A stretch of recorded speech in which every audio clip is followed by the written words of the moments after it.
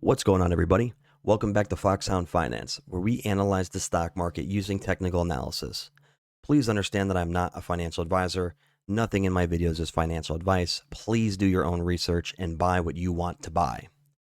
All right, guys, it has been about 1 week since I last updated you on the AMC price action, and today's video, again, is just going to be covering AMC because we are at this pivotal point and moment, right, where we're going to see this big break to the upside, I think, or to the downside. Doesn't really matter. We're going to get the direction of AMC very, very soon, in my opinion. But before I begin, guys, if you are new here, please go back, watch my previous video because I do a very deep dive analysis on AMC across the board from the fundamental aspect to the TA that I have set up for it.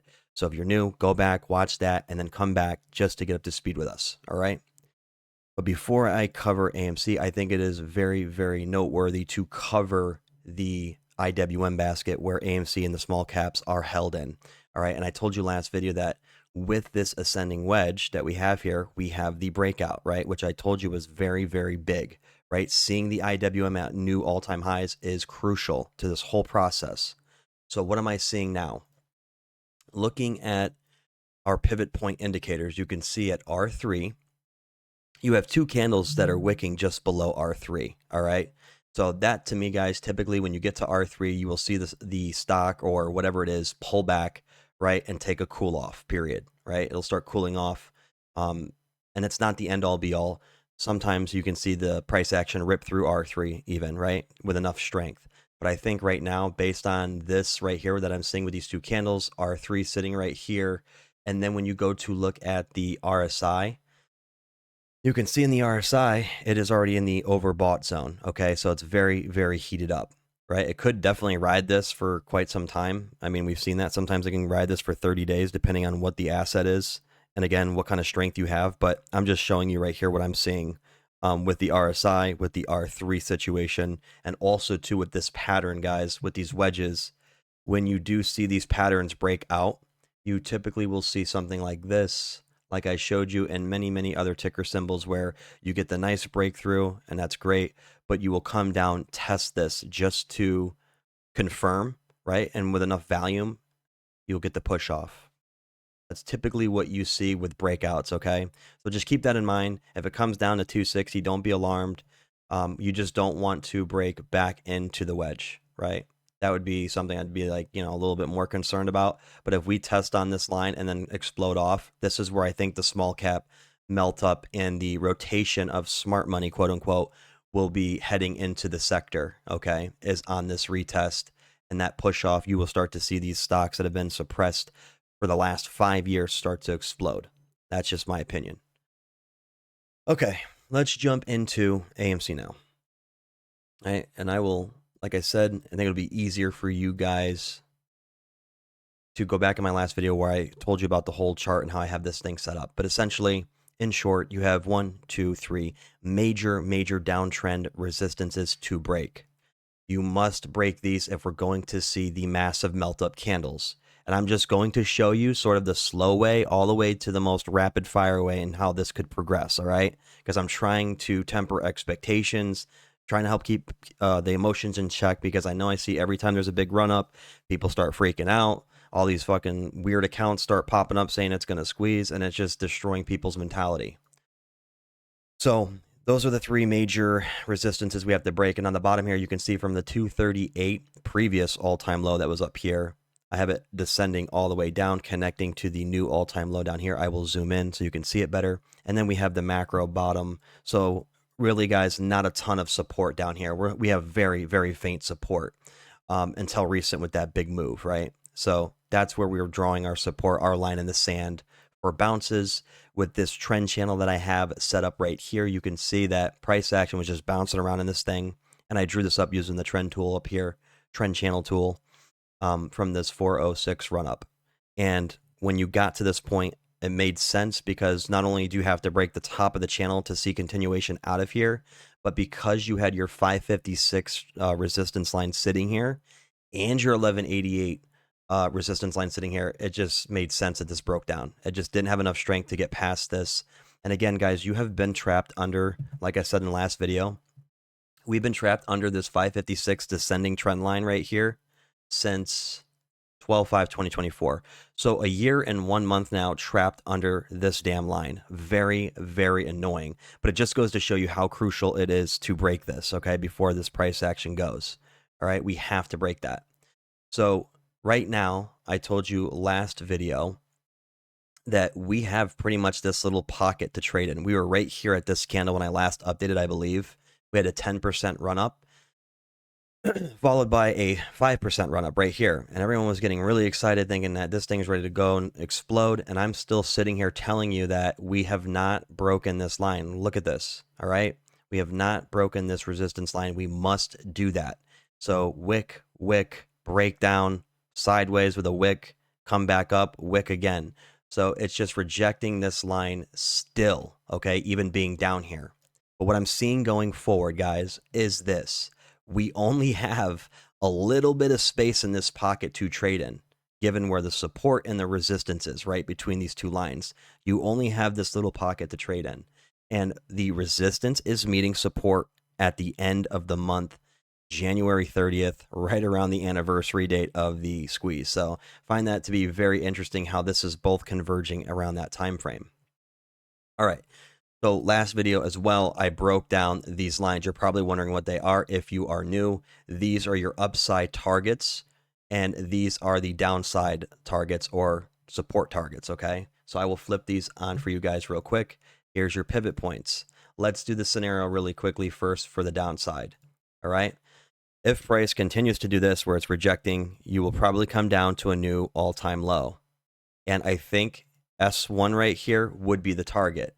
And why I'm saying that is because I think Citigroup had the price target now just come out this week for $1.20. And if you see S1 over here, it's sitting at $1.25, guys. It's just ridiculous how this is all lining up.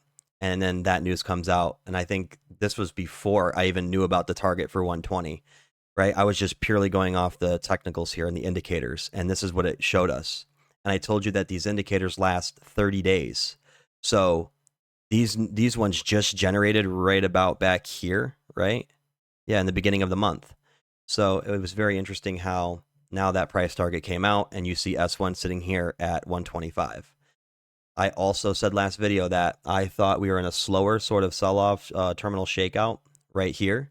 And I said that typically, and you guys have probably seen these in various stocks, that when you do get to these major breaking points, you could see a huge red candle come in like this straight to the downside, right? And that's typically what a terminal shakeout looks like to really scare people out.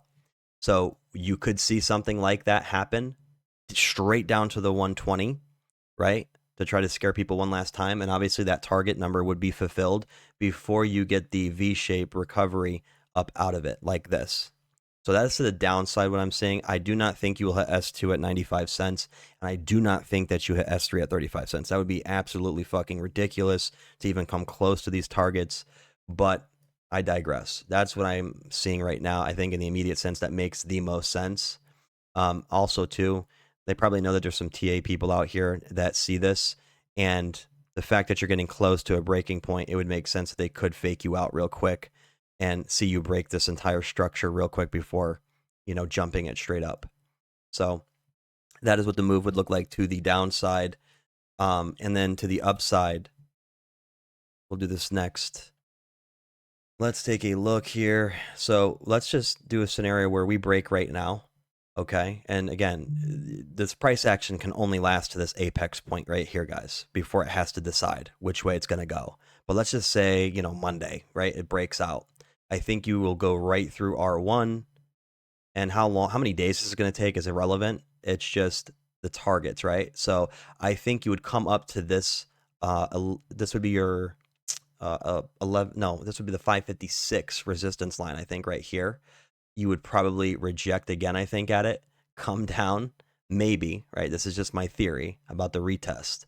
You'd retest this resistance that you've also been trapped under. And then when you confirm and don't break back in, you will come back out of this thing again. And I think you will go straight to, R3, something like that, right? I think that's where you would get your next cooldown point. And then this would probably come back down. Then you would retest the 556 resistance that you were trapped under for an entire year plus. And when you confirm, you would go off to the next location that I have, which is sort of the final boss resistance here at this 1390 descending resistance, right? Which this one is probably the weakest out of all of them, right? To be honest, I really shouldn't call it a final boss because it's not really final boss worthy, but it is just the last point that you must break. And that would happen around $7, okay? And then again, you would probably get rejected slightly. I don't think this would come way down here again, but probably to a new support, maybe the $4 region right here before continuing up out of it. And that is when you would get your melt ups, guys. After this line, you're going to see ginormous boom candles to the upside. And why that is, once again, I will remind you really quickly here, is that with this waterfall cliff jump right here, as fast as this accelerated to the downside, you will see that after this point in the same fashion, right? And it could happen in the same way. Multiple big candles riding back up to the top, okay? And that's when we're talking about the bigger price targets. But again, I want to temper the expectations. I want to keep the emotions in check because we have to get through this first, all right? So that is your progression, I think, in the immediate sense, all right? And the other situation, guys, like I said, anything algo breaking, you know, and this is really stupid simple, but you're just going to get fucking huge lines out of this thing like this, right? You're just going to get huge melt up candles where you will see continuation with little pullbacks, right? It's just going to be crazy.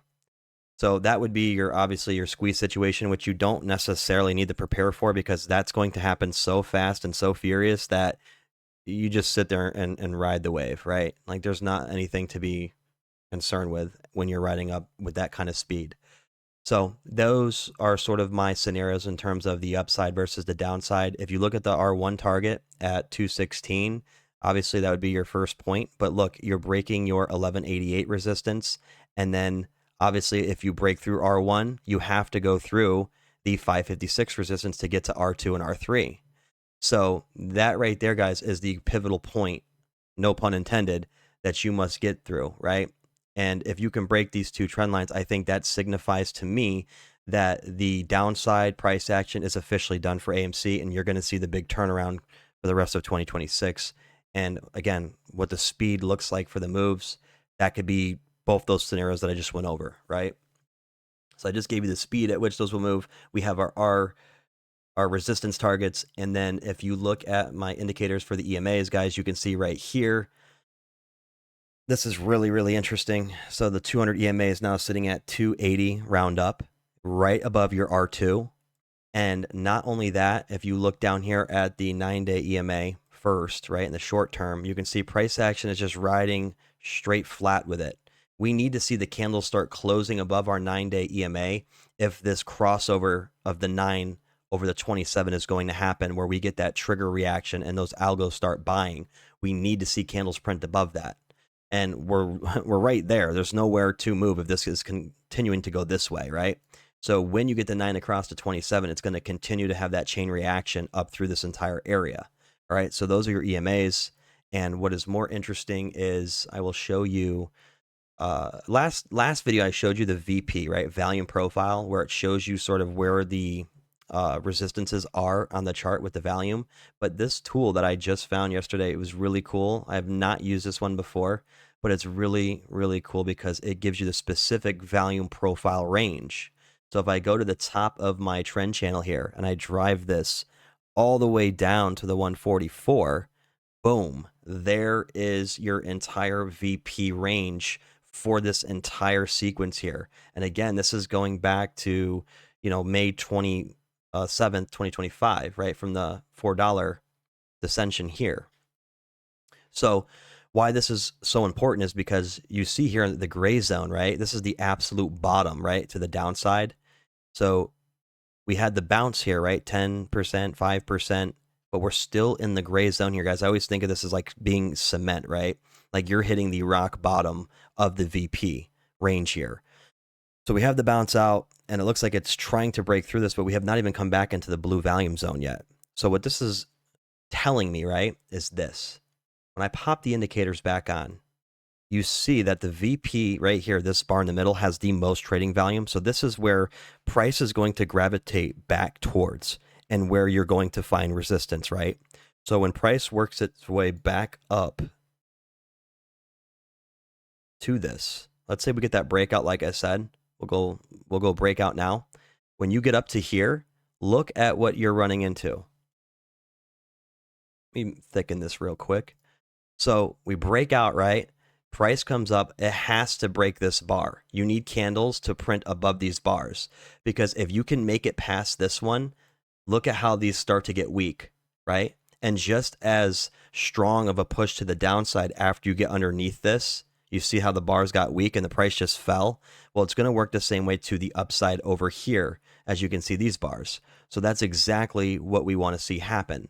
However, I pop on the EMAs as well, and I know this is going to be kind of like information and indicator overload, but when you look at this, right, you have R2 sitting here, resistance 2. You have your 200 EMA, which has been serious resistance for the last 4 years now. And then, like I said, you have this big volume bar node here, all lining up. So if I just circle this for you real quick as a visual, this area is going to be crucial to break, all right? This zone, guys, I'm telling you right now, if AMC breaks through this area and holds, goodbye. This thing is gone. But this is going to feel like fighting the fucking Avengers by yourself right here. This is going to be, it's going to be tough. But again, it also makes sense if you reject here and come down from my theory of the retest and then explode through it finally. All right. That's where that theory of mine, I think, really lines up well, because there's so much resistance here. All right. And again, coming from this low, people are going to be very excited, very hype. You're going to break 2 key resistances right here. So I'm sure TA people, even like myself, will be excited. But up here, we have to pay attention because you have all of this resistance. So it does make sense that this would get a pullback from, $2.80, maybe $3 range, even if it gets up here to come down, to $2.25. Kind of suck the air out of people's lungs a little bit, because they're going to feel like, oh my God, we're coming back in. But I'm telling you right now, I think that is what's going to happen. You could get a test down and then go, and then it's over. You're going to start seeing massive melt ups towards that $7 range. And then I think we will just continue to progress from there. So kind of a lengthy explanation, and again, a little bit of a deeper dive, but that helps you understand exactly what you're up against without being irrational, right? Because again, there's people out here that are just saying shit that doesn't make sense. They are trying to decode tweets and all this other bullshit, and I'm giving it to you straight up what I'm seeing, right? That makes sense from a technical standpoint. Real quick, looking at the RSI, 41. You're not oversold, and you're not in the overbought region. You're somewhere in the middle of no man's land right now, which is a good sign, because I just told you, at minimum, if we don't break through all this in a squeeze-like fashion, I want to start to progress through this area. And there's enough gas in the tank for the RSI for us to do that. All right, there's enough for us to accomplish that initial task, which is breaking through some of these resistances, retesting them, and then pushing through. All right, so your RSI looks good. And then lastly, I wanted to cover your MACD. All right, and again, we're on the daily time frame with this. So I told you right here, I think this candle came in last video. I said we just flipped green, which is bullish on the MACD, right? You can see the dissension in the negative volume, right? The sell volume shortening here. And then right here on the bottom, you have your MACD line crossing the signal line to the upside, right? Which is why this is now, this little indicator turns green, right, for me. So I can see that, okay, we're crossed over, and you're going to see that bullish volume start to come in. And you see it kind of flattening out here right now, but you are still heading upward. We have not seen the MACD line curl back over it, right? Like right here, you see how this flips red? Because the MACD line is crossing over the signal line. Works the same way. Look at the bullish volume fading, right? And then boom, your red candle, you flip bearish. And then here comes the massive sell volume coming in, right? So it peaks here and then starts to die down. Even though your price action is still falling, the volume is fading, right? So we have not seen this yet. So if that happens, again, you're probably getting your 120 price target, all right? So we will watch the MACD as this progresses, but right now looks very good. It's ascending upward, right? And even this bar here is slightly bigger than the rest of the volume, which is a good sign. So that is pretty much it, guys. I don't have anything else to share with you today, but those are sort of the immediate right here and now targets we must get through. I guess the last little visual that I will paint for you, again, for my people that are new, is this, right? I said last video that if you really want to see what we must get through, it is this right here. Just like all the other stocks I'm covering, I'm seeing very similar patterns, and some of them are starting to break out of their, resistance boxes, we'll call it, or accumulation boxes. When we get out of here, guys, this thing is off to the races. You will start to see those major moves that I am talking about right now. Like so. Like the price action comes up, comes in here, maybe does its little tests, comes up, tests, and you will start seeing these big moves out of this entire region because there is no resistance to your left over here. All right. That is what I'm seeing right here, guys, for the future. And again, try to keep the emotions in check because there's a lot of people just pumping just stupid information that is really leading you blindly into this thing. Okay. We need to focus on this one step at a time rather than just massive price targets and just saying squeeze, right? I gave you both scenarios. I obviously hope this happens rapid fire right through all of this. That would be awesome. But I don't want to keep having people get exhausted. I don't want to feel exhausted. I want to see what's happening right now in front of me.